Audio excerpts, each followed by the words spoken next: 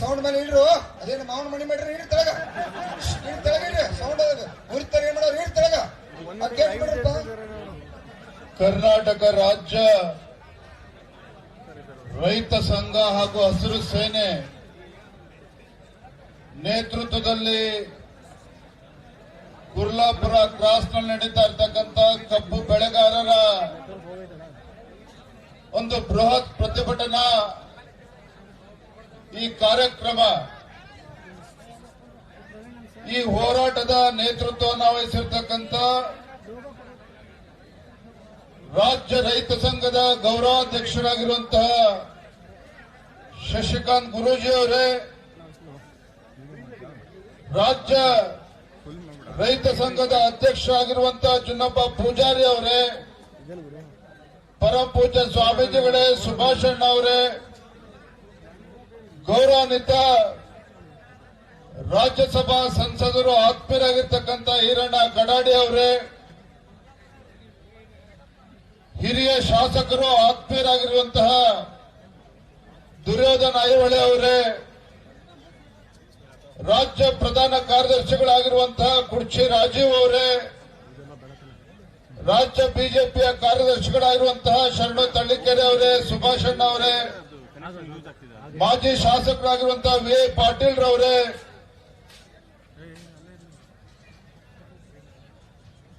ಈ ಹೋರಾಟದಲ್ಲಿ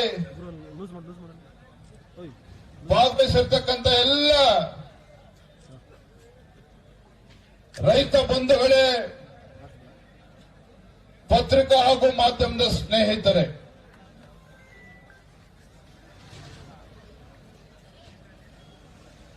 ಕಳೆದ 6 ದಿನಗಳಿಂದ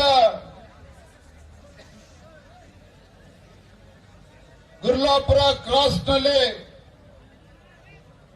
ರೈತರನ್ನು ಪ್ರತಿಭಟನೆ ಮಾಡ್ತಾ ಇದ್ರು. ಆ ಸಂದರ್ಭದಲ್ಲಿ ನನಗೆ ಬೆಳಗಾವಿ ಜಿಲ್ಲೆ ಅಧ್ಯಕ್ಷ ಇರ್ತಕ್ಕಂಥ ಸುಭಾಷ್ ಪಾಟೀಲ್ ರವರು,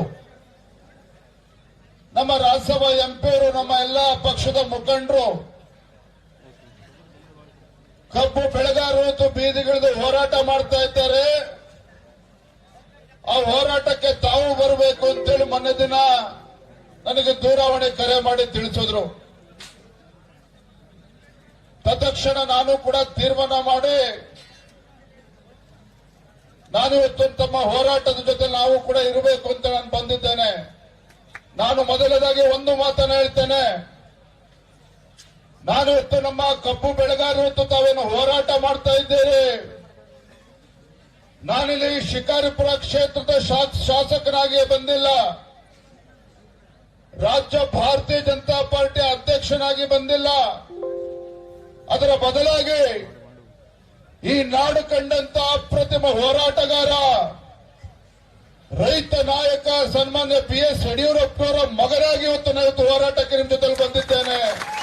ರೈತ ನಾಯಕನ ಮಗನಾಗಿ ಹೋರಾಟಕ್ಕೆ ನಾನು ಬಂದಿದ್ದೇನೆ. ನಾನು ಈ ವೇದಿಕೆ ಮೂಲಕ ರಾಜಕಾರಣವನ್ನ ಮಾತನಾಡೋದಕ್ಕೆ ಇಷ್ಟಪಡೋದಿಲ್ಲ.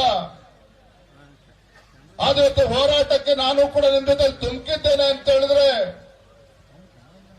ಈ ನಾಡಿಗೆ 2 ತುತ್ತು ಅನ್ನವನ್ನ ಕೊಡ್ತಕ್ಕಂಥ ರೈತರ ಪರವಾಗಿನ ಹೋರಾಟಕ್ಕೆ ಧುಮುಕಿದ್ದೇನೆ ವಿನಃ ಸಕ್ಕರೆ ಕಾರ್ಖಾನೆಗಳ ಮಾಲೀಕರ ಪರವಾಗಿ ವಕಾಲತ್ತು ವಹಿಸಿಕೊಂಡ ಇಲ್ಲಿ ಬಂದಿಲ್ಲ. ಸರ್ಕಾರಿ ಕಾರ್ಖಾನೆಗಳ ಮಾಲೀಕರ ಪರವಾಗಿನ ವಕಾಲತ್ತು ವಹಿಸಿಕೊಂಡ ಬಂದಿಲ್ಲ. ಈ ನಾಡಿಗೆ 2 ತುತ್ತು ಅನ್ನವನ್ನ ಕೊಡ್ತಕ್ಕಂಥ ರೈತನ ಬೆನ್ನೆಲುಬಿಗೆ ನಿಲ್ತಕ್ಕಂಥದ್ದು ಈ ರಾಜ್ಯದ ಪ್ರತಿಯೊಂದು ರಾಜಕೀಯ ಪಕ್ಷದ ಒಂದು ಆದ್ಯ ಕರ್ತವ್ಯ. ಕಳೆದ 6 ದಿನಗಳಿಂದ ಬೆಳಗಾವಿ, ಬಾಗಲಕೋಟೆ, ಬಿಜಾಪುರ 3 ಜಿಲ್ಲೆಗಳ ಕಬ್ಬು ಬೆಳೆಗಾರರು ಕಬ್ಬಿನ ಬೆಲೆ ನಿಗದಿ ಮಾಡಬೇಕು, ತಮ್ಮ ನ್ಯಾಯಯುತವಾಗಿರ್ತಕ್ಕಂಥ ಬೇಡಿಕೆಗೆ ನಾವು ಕೂಡ ಧ್ವನಿಗೂಡಿಸಬೇಕು ಅಂತ ಹೇಳಿ ನಾವಿವತ್ತು ಬಂದಿರತಕ್ಕಂಥದ್ದು.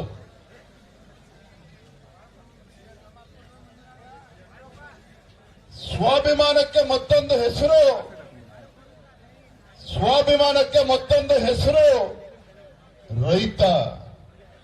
ರೈತನ ಸ್ವಾಭಿಮಾನಕ್ಕೆ ಧಕ್ಕೆ ಬಂದಾಗ ಯಾವುದೇ ರಾಜ್ಯ ಸರ್ಕಾರ ಇರ್ಬೋದು, ಎಷ್ಟೇ ಎತ್ತರ ಸ್ಥಾನದಲ್ಲಿರ್ಬೋದು, ಆ ರೈತನ ಕಣ್ಣಲ್ಲಿ ನೀರು ತರಿಸ್ತಕ್ಕಂಥ ಕೆಲಸವನ್ನ ಮಾಡಿದ್ರೆ ಆ ಭಗವಂತ ನಮಗೆ ಒಳ್ಳೇದು ಮಾಡೋದಕ್ಕೆ ಸಾಧ್ಯ ಇಲ್ಲ. ಭಗವಂತ ನಮಗೆ ಒಳ್ಳೇದು ಮಾಡೋದಕ್ಕೆ ಸಾಧ್ಯ ಇಲ್ಲ. ಕಳೆದ 6 ದಿನಗಳಿಂದ ಇವತ್ತು ಕಬ್ಬು ಬೆಳೆಗಾರರು ಇವತ್ತು ಬೀದಿಗಿಳಿದು ಪ್ರತಿಭಟನೆ ಮಾಡ್ತಾ ಇದ್ರೆ ರಾಜ್ಯ ಸರ್ಕಾರ, ಮುಖ್ಯಮಂತ್ರಿಗಳಾಗ್ಲಿ, ಉಸ್ತುವಾರಿ ಸಚಿವರುಗಳಾಗ್ಲಿ, ಸಕ್ಕರೆ ಖಾತೆ ಸಚಿವರಾಗ್ಲಿ, ಇವ್ರು ಯಾರಿಗೂ ಕೂಡ ಇನ್ನೂ ಕೂಡ ಪುರ್ಸೋತ್ ಸಿಕ್ಕಿಲ್ಲ ನಿಮ್ಮ ಸಮಸ್ಯೆಯನ್ನ ಪರಿಹಾರ ಕೊಡಬೇಕು ಅಂತೇಳಿ ಚರ್ಚೆ ಮಾಡೋದಕ್ಕೆ. ಪೂಜಾರವರು ಮಾತನಾಡ್ತಾ ಹೇಳಿದ್ರು, ಹಿಂದೆ ಭಾರತೀಯ ಜನತಾ ಪಾರ್ಟಿ ಸರ್ಕಾರ ಇದ್ದಾಗ ಸನ್ಮಾನ್ಯ BS ಯಡಿಯೂರಪ್ಪ ಅವರು ಮುಖ್ಯಮಂತ್ರಿಗಳು, ಇನ್ನೂ ಕೂಡ ಕ್ಯಾಬಿನೆಟ್ ಎಕ್ಸ್ಪೆನ್ಷನ್ ಕೂಡ ಆಗಿರಲಿಲ್ಲ ಸುಭಾಷಣ. ಆ ಸಂದರ್ಭದಲ್ಲಿ ದುರ್ಯೋಧನ ಅಯ್ಯಾಳ್ ಅವರು ಇಲ್ಲ ಇದ್ದಾರೆ, ಕ್ಯಾಬಿನೆಟ್ ಎಕ್ಸ್ಪೆನ್ಷನ್ ಕೂಡ ಆಗಿರಲಿಲ್ಲ. ಉತ್ತರ ಕರ್ನಾಟಕ ಭೀಕರ ಮಳೆಯಿಂದ ರೈತರು ಸಂಕಷ್ಟದಲ್ಲಿದ್ದರು. ರೈತರು ಬೆಳೆದಂತ ಬೆಳೆ ಸಂಪೂರ್ಣವಾಗಿ ನೀರಲ್ಲಿ ಮುಳುಗೋಗಿತ್ತು. ಏನಪ್ಪ ಇದು, ಬೆಳೆದಂತ ಬೆಳೆ ಕೈಗೆ ಬಂದಂತ ತುತ್ತು ಬಾಯಿಗೆ ಬರಲಿಲ್ಲ ಅಂತ ಹೇಳಿ ರೈತರು ತಲೆ ಮೇಲೆ ಕೈ ಹೊತ್ಕೊಂಡು ಕೂತಂತ ಸಂದರ್ಭದಲ್ಲಿ ನಿಮ್ಮ ಮುಖ್ಯಮಂತ್ರಿಗಳು, ಯಡಿಯೂರಪ್ಪ ಅಂದಿನ ಮುಖ್ಯಮಂತ್ರಿಗಳು ಏಕಾಂಗಿಯಾಗಿದ್ರು ಸಹ ಬೆಳಗಾವಿ ಜಿಲ್ಲೆಗೆ ಬಂದ್ರು, ಚಿಕ್ಕೋಡಿಗೆ ಬಂದ್ರು, ರಾಯಚೂರು, ಕೊಪ್ಪಳ ಎಲ್ಲ ಜಿಲ್ಲೆಗಳಿಗೂ ಕೂಡ ಬಂದ್ರು. ರೈತರ ಸಂಕಷ್ಟಕ್ಕೆ ಪರಿಹಾರವನ್ನು ನೀಡುವಂತ ಕೆಲಸವನ್ನ ಮಾಡಿದ್ರು. ಕೇಂದ್ರ ಸರ್ಕಾರ ಪರಿಹಾರ ಕೊಡ್ಲಿ ಅಂತ ಹೇಳಿ ಕಾಯ್ಕೊಂಡು ಕೂರ್ಲಿಲ್ಲ. ಅತಿವೃಷ್ಟಿಯಿಂದ ಯಾವ ನಮ್ಮ ರೈತ ಬಡವ ತನ್ನ ಮನೆಯನ್ನ ಕಳೆದುಕೊಂಡಿದ್ದ, ಕೇಂದ್ರ ಸರ್ಕಾರದ NDRF ನಾರಲ್ಸ್ ಪ್ರಕಾರ ಬಡವ ತನ್ನ ಮನೆಯನ್ನ ಕಳೆದುಕೊಂಡಿದ್ದಾನೆ ಮಳೆಯಿಂದ ಅಂತ ಹೇಳಿದ್ರೆ ಕೇವಲ 1 ಲಕ್ಷ ರೂಪಾಯಿ ಪರಿಹಾರ ಇತ್ತು. ಏನ್ ಮಾಡಿದ್ರು ನಿಮ್ಮ ಯಡಿಯೂರಪ್ಪನವರು? 1 ಲಕ್ಷದಿಂದ ನನ್ನ ರೈತ ಬಡವ ಮನೆ ಕಟ್ಕೊಳ್ಳೋದಕ್ಕೆ ಸಾಧ್ಯ ಆಗೋದಿಲ್ಲ ಅಂತ ಹೇಳಿ ತತ್ಕ್ಷಣ ಅದೇ ಸ್ಪಾಟ್ ನಲ್ಲಿ ಬೆಳಗಾವಿನಲ್ಲಿ ಇಟ್ಕೊಂಡು ಮನೆ ಕಳ್ಕೊಂಡಂತ ರೈತನಿಗೆ ಪರಿಹಾರ ಎಷ್ಟು ಕೊಟ್ಟರು? 5 ಲಕ್ಷ ರೂಪಾಯಿ ಘೋಷಣೆ ಮಾಡಿದ್ರು. 5 ಲಕ್ಷ ರೂಪಾಯಿ ಘೋಷಣೆ ಮಾಡಿದ್ರು. ಇದು ರೈತನ ಪರವಾಗಿ ಕಾಳಜಿ ಇರ್ತಕ್ಕಂಥ ಒಬ್ಬ ಮುಖ್ಯಮಂತ್ರಿ ಮಾಡ್ತಕ್ಕಂಥ ತೀರ್ಮಾನ. ರೈತರ ಪರವಾಗಿರ್ತಕ್ಕಂಥ ಯಾವುದೇ ಒಬ್ಬ ಜನನಾಯಕ ತೆಗೆದುಕೊಳ್ತಕ್ಕಂಥ ತೀರ್ಮಾನ.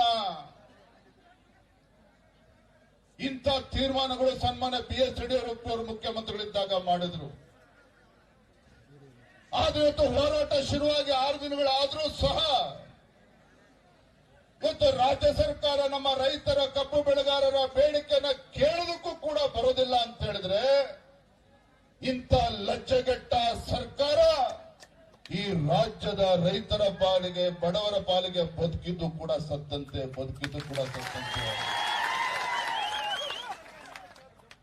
ನಾನಿವತ್ತು ಬೆಳಗ್ಗೆ ನಿನ್ನೆ ಮಧ್ಯಾಹ್ನ ತೀರ್ಮಾನ ಮಾಡಿ ನಂದು ಇವತ್ತು ಏನೇ ಕಾರ್ಯಕ್ರಮಗಳು ಇದ್ರೂ ಸಹ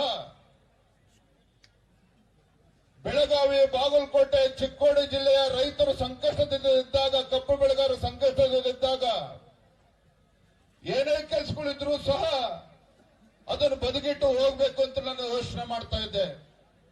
ಅಷ್ಟೊತ್ತಿಗೆ ನಮ್ಮ ಸುಭಾಷ್ ಅಣ್ಣ ಫೋನ್ ಮಾಡಿದ್ರು, ಲಕ್ಕಪ್ಪ ಪಾಪ ರೈತ ವಿಷ ಕುಡಿದು ಆತ್ಮಹತ್ಯೆಗೆ ಪ್ರಯತ್ನ ಮಾಡಿದನ, ಆಸ್ಪತ್ರೆ ಕರ್ಕೊಂಡು ಹೋಗಿದ್ದಾರೆ ಅಂತ ಹೇಳಿ ತತ್ಕ್ಷಣ ತೀರ್ಮಾನ ಮಾಡಿದ್ದು ಬೆಳಗ್ಗೆ ನಾನು ಹೊರಟು ಬಂದಿದ್ದೇನೆ. ಬಂದ ಕಬ್ಬು ಬೆಳೆಗಾರರು ಹೋರಾಟ ಇದು ಮೊದಲ ಬಾರಿಗೆ ಏನ್ ಮಾಡ್ತಾ ಇರ್ತಕ್ಕಂಥದ್ದಲ್ಲ. ಮೊದಲ ಬಾರಿಗೆ ಕಬ್ಬು ಬೆಳೆಗಾರರು ಬೀದಿಗಿಳಿದು ಹೋರಾಟ ಮಾಡ್ತಾ ಇರುವಂತದ್ದಲ್ಲ.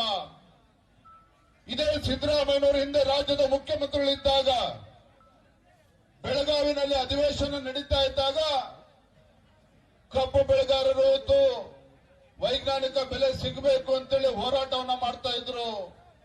ಏನಾಯ್ತು 2014ರಲ್ಲಿ ಕಬ್ಬು ಬೆಳೆಗಾರರು ಹೋರಾಟ ಮಾಡ್ತಾ ಇದ್ದಾಗ ವಿಠಲ್ ಅರಬಾವಿ ಕಬ್ಬು ಬೆಳೆಗಾರ ಆತ್ಮಹತ್ಯೆ ಮಾಡಿಕೊಂಡ, ತನ್ನ ಪ್ರಾಣವನ್ನ ಕಳೆದುಕೊಂಡ.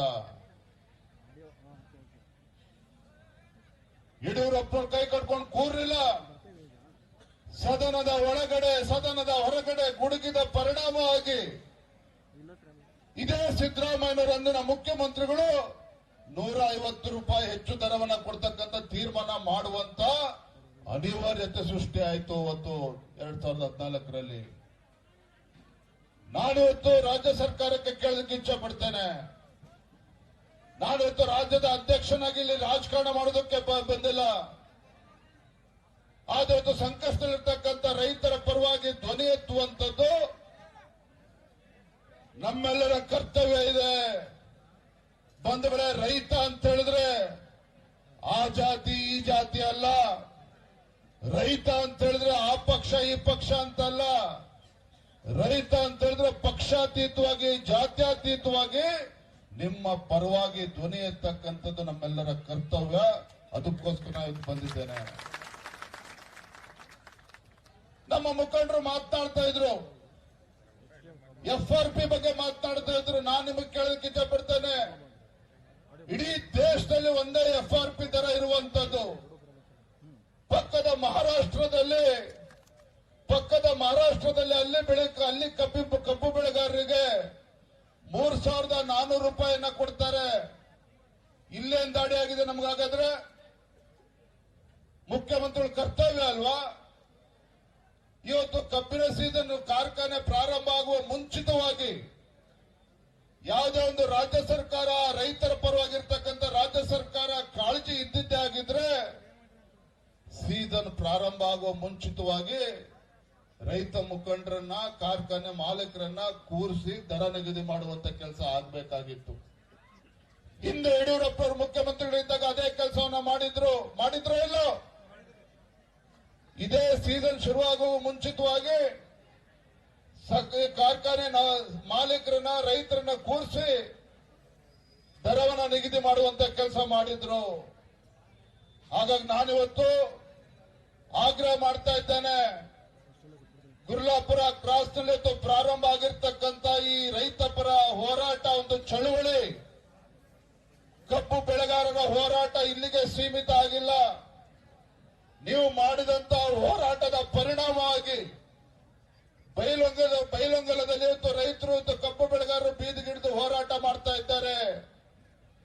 ಗೋಕಾಕ್ನಲ್ಲಿ ಇವತ್ತು ಹೋರಾಟವನ್ನ ಪ್ರಾರಂಭ ಮಾಡಿದ್ದಾರೆ. ಹುಕ್ಕೇರಿ ರಾಯಬಾಗದಲ್ಲೂ ಕೂಡ ಹೋರಾಟವನ್ನ ಪ್ರಾರಂಭ ಮಾಡಿದ್ದಾರೆ. ಮುಧೋಳದಲ್ಲೂ ಕೂಡ ಹೋರಾಟ ಪ್ರಾರಂಭ ಆಗಿದೆ. ನನಗೆ ಗೊತ್ತಿದೆ, ಇಲ್ಲಿ ದೊಡ್ಡ ಸಂಖ್ಯೆಯಲ್ಲಿ ಕುಡ್ಚಿಯಿಂದ, ಹಾರುಗೆರೆಯಿಂದ, ಮುಗಳಕೋಡಿಂದ ದೊಡ್ಡ ಸಂಖ್ಯೆಯಲ್ಲಿ ರೈತರು ತಾವೆಲ್ಲರೂ ಕೂಡ ಬಂದಿದ್ದೀರಿ. ನಿಮ್ಮೆಲ್ಲರ ಹೋರಾಟದ ಪರಿಣಾಮವಾಗಿ ಇವತ್ತು ಉತ್ತರ ಕನ್ನಡ ಜಿಲ್ಲೆಯಲ್ಲೂ ಕೂಡ ರೈತರು ಇವತ್ತು ಬೀದಿಗಿಳಿದು ಹೋರಾಟವನ್ನ ಮಾಡ್ತಾ ಇದ್ದಾರೆ. ನಾನಿವತ್ತು ಈ ವೇದಿಕೆ ಮೂಲಕ ರಾಜ್ಯ ಸರ್ಕಾರಕ್ಕೆ, ರಾಜ್ಯದ ಮುಖ್ಯಮಂತ್ರಿಗಳಿಗೆ ನಾನಿವತ್ತು ಎಚ್ಚರಿಕೆಯನ್ನು ಕೊಡೋದಕ್ಕೆ ಇಚ್ಛೆ ಪಡ್ತೇನೆ. ಮಾನ್ಯ ಮುಖ್ಯಮಂತ್ರಿಗಳೇ, ಮಾನ್ಯ ಸಕ್ಕರೆ ಖಾತೆ ಸಚಿವರು, ಹಾಗೇನೆ ನಮ್ಮ ಉಸ್ತುವಾರಿ ಸಚಿವರುಗಳು ತಾವೇನಿದ್ದೀರಿ, ಈಗ ಸಮಯ 1 ಗಂಟೆ 10 ನಿಮಿಷ ಆಗಿದೆ. ನಮ್ಮ ಪೂಜಾರ್ ಅವರು ಮಾತನಾಡ್ತಾ ಹೇಳಿದ್ರು, ರಾಜ್ಯದ ಅಧ್ಯಕ್ಷರು 3-4 ತಾಸು ಇಲ್ಲಿ ಇರಬೇಕು, ಇಲ್ಲಿದ್ದು ರೈತರ ಹೋರಾಟಕ್ಕೆ ಬೆಂಬಲವನ್ನು ಕೊಡಬೇಕು, ಪರಿಹಾರವನ್ನು ಕೂಡ ಕೊಡಬೇಕು ಅನ್ನೋ ಮಾತನ್ನು ಹೇಳಿದ್ದಾರೆ. ನಾನೊಂದು ಮಾತನ್ನೇ ಸಂದರ್ಭ ಹೇಳ್ತಾ ಇದ್ದೇನೆ, ರಾಜ್ಯದ ಮುಖ್ಯಮಂತ್ರಿಗಳಿಗೆ, ನಮ್ಮ ಮಾಧ್ಯಮದ ಸ್ನೇಹಿತರದ ಮೂಲಕ ಗೌರವಾನ್ವಿತ ರಾಜ್ಯದ ಮುಖ್ಯಮಂತ್ರಿಗಳಿಗೆ ಸಂದರ್ಭ ಹೇಳಲಿಕ್ಕೆ ಇಚ್ಛೆ ಪಡ್ತೇನೆ. ಕಬ್ಬು ಬೆಳೆಗಾರರ ಹೋರಾಟವನ್ನ ಬಹಳ ಗಮನ ಇಟ್ಟು ತಾವು ಗಮನಿಸಬೇಕಾಗಿದೆ. ಕಬ್ಬು ಬೆಳೆಗಾರರ ನ್ಯಾಯಯುತವಾಗಿರ್ತಕ್ಕಂಥ ಬೇಡಿಕೆ ನೀವು ಈಡೇರಿಸಲೇಬೇಕಾದಂತ ಕರ್ತವ್ಯ ರಾಜ್ಯ ಸರ್ಕಾರದಿದೆ. ತಾವು ಮುಂದಾಳತ್ವವನ್ನು ವಹಿಸಿ ಇವತ್ತು ಏನು ಇವತ್ತು ಸೌಕರ್ಯಗಳೇನಿದ್ದಾರೆ ಅವ್ರನ್ನೆಲ್ಲ ಕೂರಿಸಿ ರೈತರಿಗೆ ಸರಿಯಾದ ರೀತಿ ಕಬ್ಬು ಬೆಳೆಗಾರರ ಬೇಡಿಕೆ ಸರಿಯಾದ ರೀತಿ ಉತ್ತರವನ್ನು ಕಂಡುಕೊಳ್ತಕ್ಕಂಥ ಕೆಲಸವನ್ನು ಮಾಡಿ ನಾನು ಆಗ್ರಹ ಮಾಡ್ತಾ ಇದ್ದೇನೆ. ಮಾನ್ಯ ಮುಖ್ಯಮಂತ್ರಿಗಳೇ, ಈಗ ಸಮಯ 1 ಗಂಟೆ 10 ನಿಮಿಷ ಆಗಿದೆ.